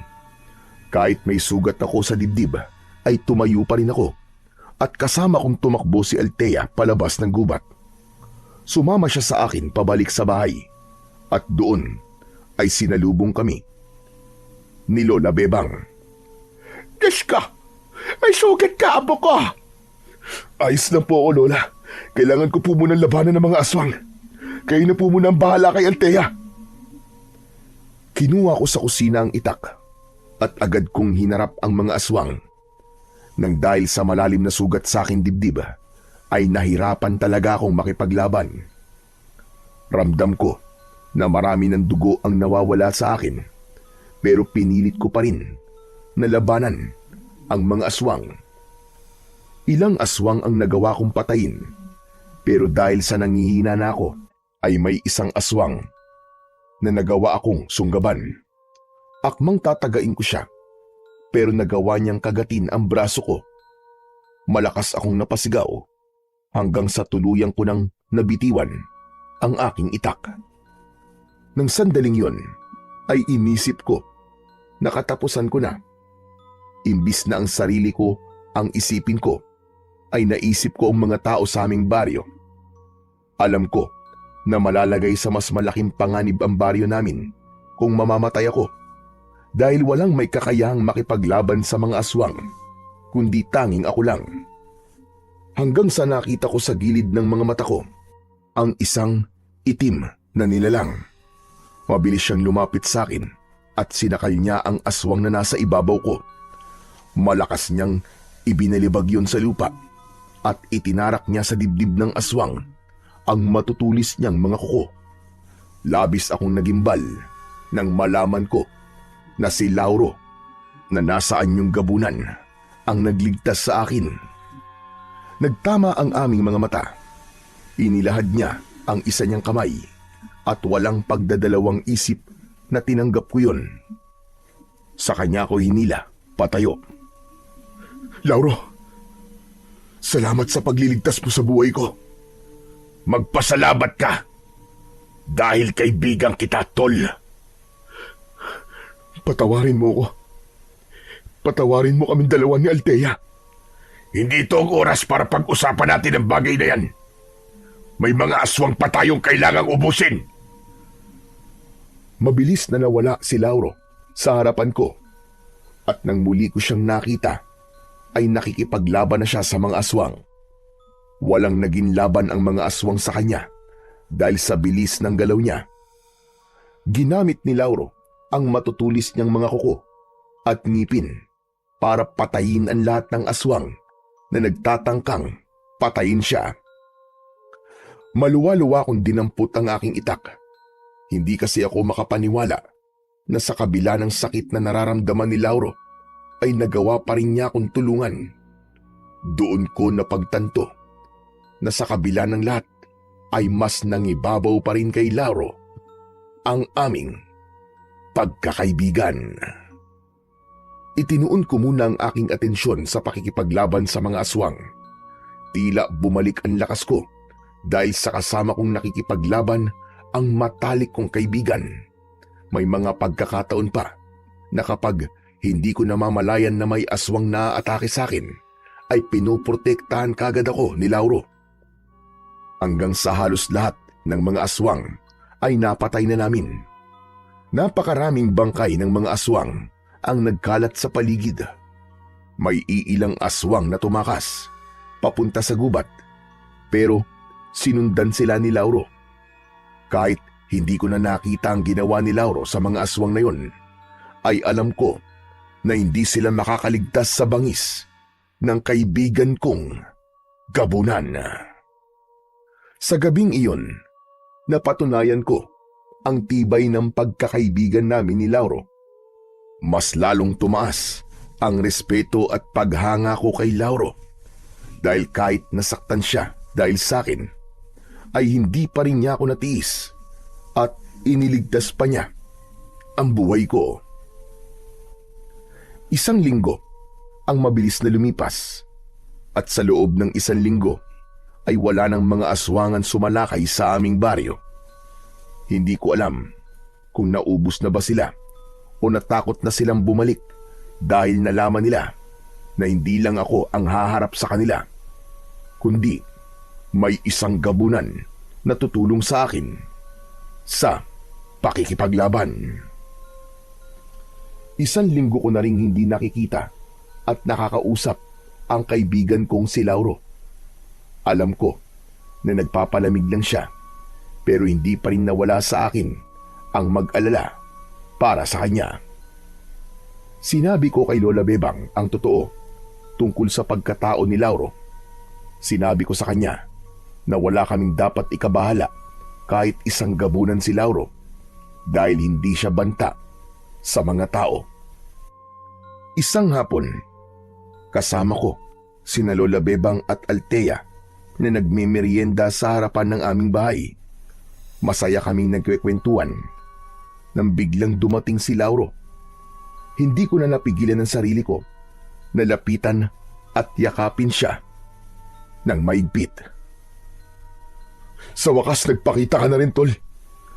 Ilang araw na kami nag-aalala sa iyo eh. Umalis muna ako para makapag-isip-isip. At napagtanto ko na mali na nagalit ako sa iyo dahil ikaw ang mahal ni Althea. Naisip ko na hindi mo naman talaga ako tinraidor. At ang totoo, ay pinigilan mo pang nararamdaman mo kay Althea nang malaman mong may gusto ko sa kanya. Naiintindihan ko na ang lahat at ako ang dapat na humingi ng tawad sa inyo ni Althea. Patawad kasi muntik na kitang mapatay. Hindi ako nag-isip ng maayos ng oras na yon. Wala kang dapat na ihingi ng tawad sa akin, Tol. Naiintindihan namin ang nararamdaman mo. Nasaktan ka, kaya normal na magalit ka sa amin. Kahit na, mali pa rin na pinagtangkaan ko ang buhay mo. Pero Tol, tanong lang, kaya mo pa rin ba akong maging kaibigan? Kahit isa akong gabunan? Gaya ng sinabi ko sa iyo noon, Tol, hindi mabubura ng pagiging gabunan mo ang pagkakaibigan natin. Hindi na nabubura ang mga kabutihan na nagawa mo, hindi lang sa akin, kundi sa lahat ng tao dito sa baryo natin. At huwag kang mag-alala, dahil kami lang ni na Lola Bebang at Althea ang nakakaalam kung sino ka talaga. At wala kaming plano na sabihin yun sa iba. Sinamahan mo ko sa pagprotekta sa baryo natin, kaya poprotektahan ka rin namin, Tol. Maraming salamat. Ang totoo niyan natatakot ako na sabihin sa iyo na isa akong gabunan dahil baka putulin mo ang pagkakaibigan natin dalawa. Pero Pabian, maraming salamat dahil tinanggap mo ko kung ano talaga ako at nangangako ko na hindi ka na mag-isang lalaban sa mga aswang. Kasama mo na ako sa bawat laban na haharapin mo. Pangako yan, Tol. Naluwa ako sa sinabing yun ni Lauro. Lumapit na rin sa amin sina Lola Bebang at Althea. Niyakap nila si Lauro at ipinaramdam nila ang pagtanggap nila kay Lauro. Tuluyan nang pumatak ang mga luha ko, pero yun ay luha ng kasiyahan. Napakasaya ko dahil muling nabuo ang pagkakaibigan namin ni Lauro at mas masaya ko dahil alam ko na hindi na ako mag-isang lalaban sa mga aswang dahil makakasama ko na sa bawat laban ko ang matalik kong kaibigan. Matapos ang lahat ay naramdaman kong mas naging matibay pa ang pagiging magkaibigan namin ni Lauro. Wala nang sumunod na pag-atake mula sa mga aswang at unti-unti nang bumalik ang katahimikan sa aming baryo. Madalas kaming mag-usap ni Lauro tungkol sa mga nangyari at kung paanong muntik nang masira ang pagkakaibigan namin. Natutunan ko na ang tunay na pagkakaibigan ay dadaan at dadaan talaga sa isang pagsubok na susukat kung gaano katibay ang inyong samahan. At masaya ko na nalagpasan namin ni Lauro ang pinakamalaking pagsubok na dumating sa aming buhay. Makalipas ang 2 taon, ikinasal na kami ni Althea. Si Lauro ang naging best man ko at nakita ko kung paano niya buong pusong tinanggap na kami na talaga ni Althea ang nakalaan para sa isa't isa. Masaya kaming nanirahan ni Althea sa baryo namin at patuloy na naging bahagi ng buhay namin si Lauro. Nangako ako sa sarili ko na hindi lang ang sikreto ni Lauro ang poprotektahan ko, kundi pati ang pagkakaibigan namin na napatunayan naming mas matibay pa kesa sa kahit na anong pagsubok.